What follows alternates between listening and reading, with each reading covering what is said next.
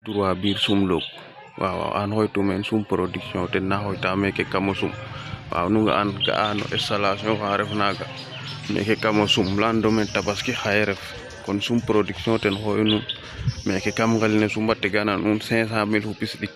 kon xaye wage yo animation fa mbayang lum ab dongodu nu nga an installation fa ngoga pare a kon goy pare a pour waaw njom ne rife inshallah wasuna fop hak na culli ke yasam roga wakata asanain immaden ban madina qid ngedana sum production te ref bo a tegana pir ke mek 10 millions kam sum wala 20 millions billahi i contana paax waaw ne ko kino a bugna saate ne ke fiya i contana paax sum production i contana no a paax waaw ga ano go a installer ayak bo fandi kam madana courant fe na tiga mosa trop